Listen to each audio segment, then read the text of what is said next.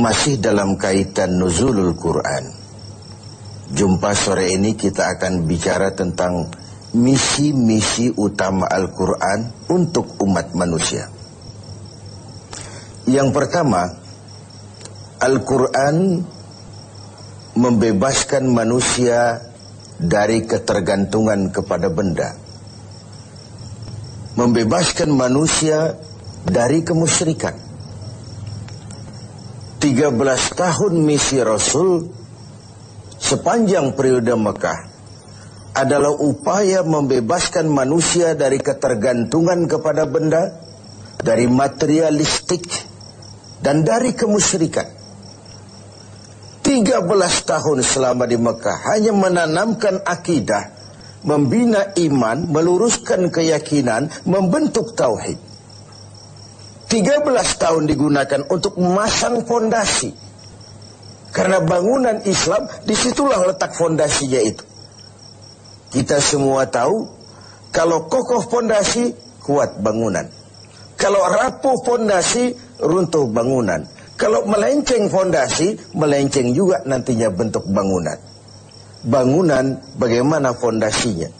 Begitulah gerak hidup manusia bergantung kepada keyakinan yang dimilikinya. Maka dari sini dimulai perjuangan itu. Dan ke sini segalanya akan mencari landasan. Pada keyakinan yang berakar di hati, saya bersaksi tidak ada Tuhan selain Allah. Dan saya bersaksi bahwa Nabi Muhammad itu adalah utusan Allah. Berurat, berakar di hati, mewarnai kehidupan, dan pada akhirnya membentuk kepribadian. Dalam perjalanan kita sebagai bangsa, kita diajarkan oleh pengalaman bahwa kita dewasa ini bukan hanya sekedar memerlukan orang-orang pintar, tapi juga memerlukan orang-orang benar. Bahkan rasa-rasanya lebih baik benar tidak begitu pintar ketimbang pintar tapi tidak benar. Orang yang benar walaupun tidak begitu pintar masih ada manfaatnya. Tapi orang yang pintar tapi tidak benar bukan saja membahayakan dirinya sendiri, tapi membahayakan orang banyak. Oleh karenanya, nilai dasar keimanan inilah yang menjadi misi utama dari Al-Quran. Membebaskan manusia dari kemusyrikan dan mengajarkan bahwa satu-satunya dosa yang tidak berampun dalam Islam hanya kalau kita sudah terjebak kepada syirik, menyekutukan Allah dengan sesuatu. Itu sudah merupakan dosa yang tidak berampun. Misi kedua dari Al-Quran adalah membebaskan manusia dari ras diskriminasi. Mengikat manusia dengan jalinan persaudaraan yang berdasarkan akidah. Bahwa dari manapun orang datang, apapun warna kulitnya, dari suku apapun ia dilahirkan, kalau akidahnya sama, itulah saudara kita. Dunia 14 abad yang lalu, di semenanjung Arabia, orang terjebak pada asabiyah, fanatisme suku yang berlebihan. Tiap suku merasa lebih hebat dari yang lain. Sementara di belahan dunia lainnya, pertentangan antara kulit hitam dengan kulit putih, pengkotakan manusia dalam kelas-kelas tertentu, menjadi penyekat bagi bertemunya akar kebersamaan dalam totalitas kehidupan. Maka Rasul kemudian mengajarkan, "An-nas kulluhum li Adam, wa Adam min turab, la fadla li Arabiyyin ala ujamiyyin illa bittaqwa." Manusia berasal dari Adam, Adam diciptakan dari tanah, tidak ada kelebihan Arab dengan yang bukan Arab kecuali dengan takwanya. Disinilah esensi, disinilah substansi dari harkat kemanusiaan itu. Bukan pada warna kulitnya, bukan pada rasnya, bukan pada potongan fisik dan biologisnya, tapi pada nilai ketakwaannya kepada Allah Subhanahu wa ta'ala. Maka memperingati nuzul Quran artinya meningkatkan semangat kemanusiaan, meningkatkan rasa kebersamaan. Bahwa perbedaan itu ada dan kita setuju, tetapi tidak melahirkan hal-hal yang menyebabkan kita harus bertolak belakang dalam berbagai aspek kehidupan lainnya. Semangat kebangsaan kita memang masih rapuh.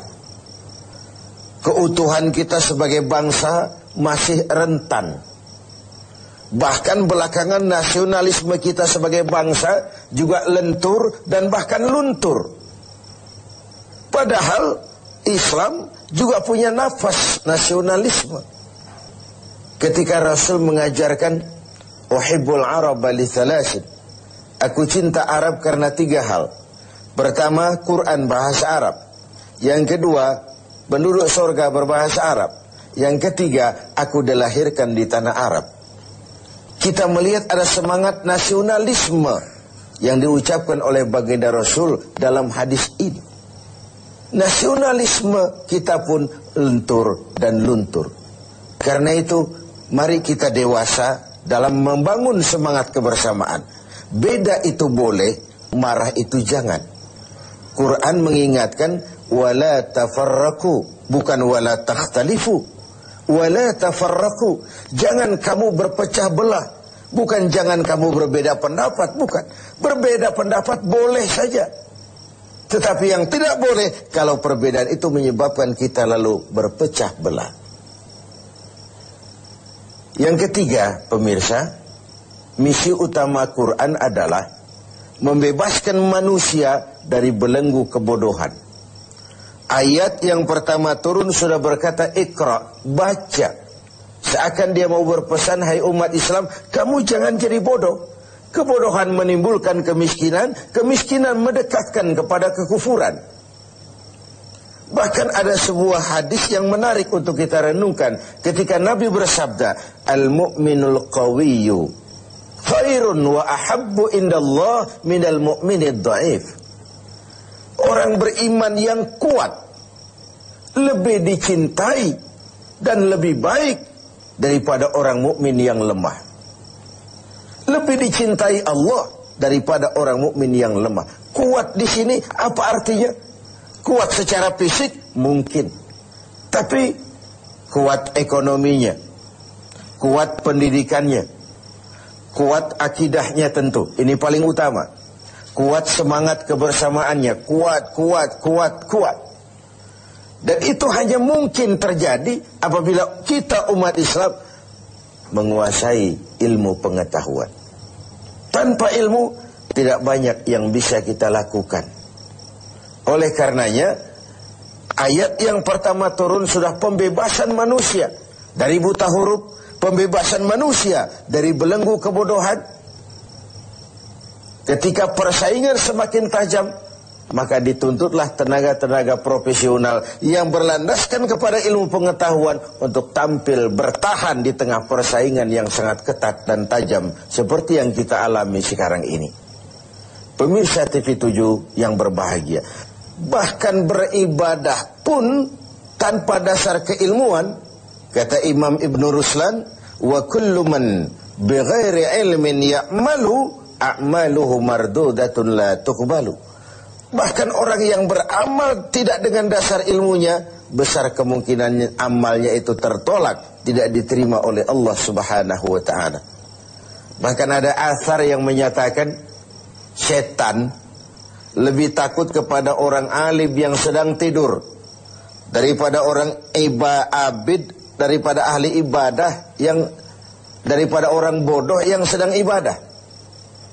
Iblis lebih takut kepada orang alim yang sedang tidur ketimbang orang yang bodoh yang sedang ibadah.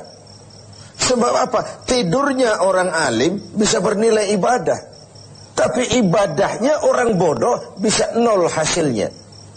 Lagi-lagi ini karena latar belakang ilmu pengetahuan. Jadi wajar kalau Imam Ali ketika ditawarkan, kau kalau disuruh pilih harta atau ilmu, pastilah ilmu. Kenapa? 3 alasan. Pertama, dengan ilmu kita bisa cari harta.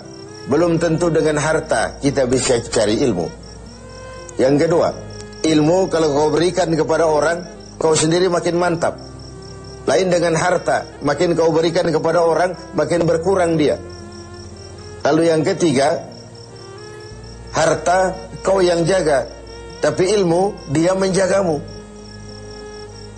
Makin banyak harta, makin bingung menjaganya.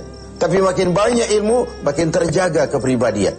Al-ilmu khairun minal mal, kata Imam Ali. Ilmu lebih utama daripada harta, karena 3 faktor itu tadi. Misi yang keempat dari Al-Quran adalah membebaskan manusia dari gaya hidup sekuler. Quran menjelaskan, awas, ada hidup sesudah mati, ada akhirat sesudah dunia. Dan tidak satu perbuatan pun yang akan terlepas dari pengadilan dunia, pengadilan akhirat.